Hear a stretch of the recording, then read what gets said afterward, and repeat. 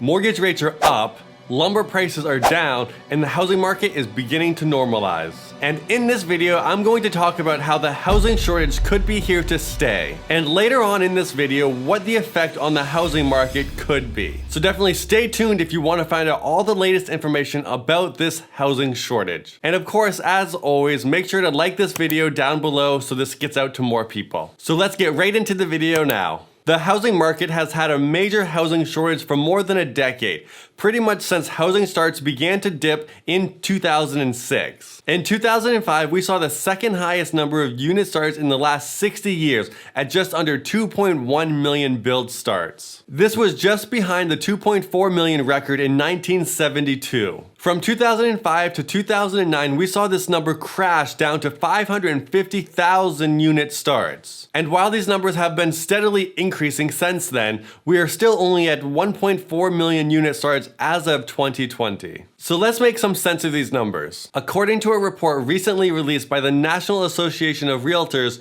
the housing supply gap is 6.8 million units. And of this 6.8 million number, 5.5 million are due to underbuilding. This means that we've been underbuilding units compared to the increase in the US households. And then the other 1.3 million units is a total of units lost. This means homes that have been demolished either due to natural disasters or they are beyond repair. However, NAR does have the most aggressive numbers around the estimated number of unit shortages. Freddie Mac has estimated as of 2020 that there is about a 3.8 million unit deficit. But based on this report, I didn't find anything that indicates that this also takes into account the number of units lost from old houses or disasters. So that may be one reason this number is so much lower than NAR's. But overall, the biggest concern that I see from these numbers is the impact on the entry-level housing market. Entry-level homes have seen the biggest hit in underbuilding, and this has been a problem for decades now. Entry-level homes, according to Freddie Mac, are homes that are under 1,400 square feet. These are considered entry-level homes because generally this size home is for someone just getting started. These are really just a starter home for most young couples that are just buying their first home. But anyways, back to the numbers. Entry-level homes have seen the biggest hit. In 1980, about 40% of all homes that were built were entry-level homes. But compare that to 2019, where only 7% of homes being built are entry-level homes. This is occurring alongside entry-level home demand increasing year over year. A large part of this is from Millennials, who make up about 38% of US buyers. They are getting married, starting families, and looking to buy their first home. And this comes as this group of buyers are just recovering from the impact of the 2008-2009 Great Recession. It makes it even harder for millennials in specific to be able to afford to buy a house, especially in the market that we see today. And demand from this group of homebuyers will remain high for the rest of this decade, which doesn't bode well for them if something doesn't change dramatically. And this is where we see major problems arising from this situation. And the pandemic has only amplified this issue. The issue being when you have more buyers than there is supply, you get bidding wars, and this is naturally going to rise the prices of homes even quicker than usual. And as I mentioned before, this creates a huge affordability problem.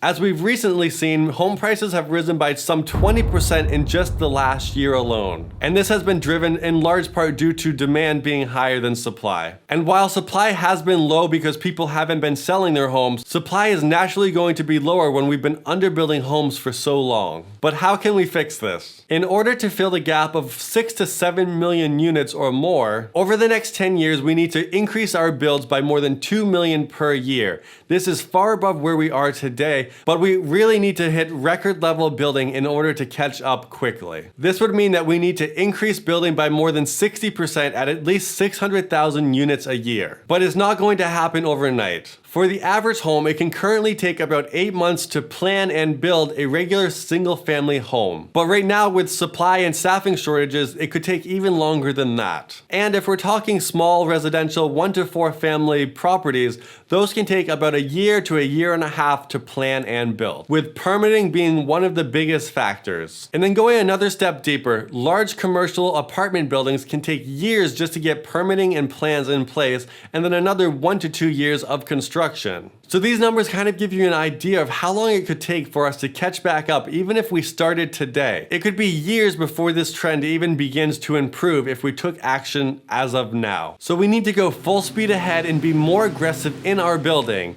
But with lumber prices how they are today, supply shortages, staffing shortages, all of these shortages from the pandemic, as well as going back from the Great Recession, could be a huge problem going forward if we ever want to resolve this issue. So let's take a look at the numbers and how fast we've been recovering from 2012. Over the last 9 years, the average increase year over year has been about 87,000 units per year, meaning we've been increasing the number of units we've been building by about 87,000 year over year. This means if we continued at that rate, it would take 7 years just to get to 2 million builds per year. But the fastest way to make up this gap would be to do what we did in 1982 when we started almost 700,000 units in a single year from the previous. But if we don't do that, we could see the next 10 years of underbuilding continuing to exacerbate the problem, and then many years of that just trying to catch up. So with that one factor, I think we're going to see appreciation continue to rise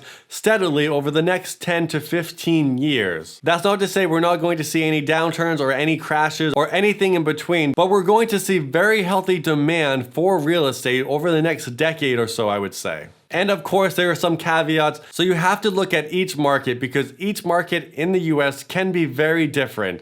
We could see underbuilding in one market, but overbuilding in another. But overall, what does this mean for the housing market? 1. Demand will continue to outpace supply no matter how many markets can come onto the market. 2. Because of this, prices will continue to rise. 3. Affordable housing will remain scarce due to the underbuilding of affordable units. And 4. Rental prices will continue to increase above average due to the competitive markets. So buckle up and get ready for this ride as the housing market is only just getting started. Even though it's been cooling off from the effects of the pandemic, it's still just getting heated up. So with that, definitely check back next Monday for my housing market updates. And if you enjoy this content, like and subscribe. Thank you for watching. See you next time.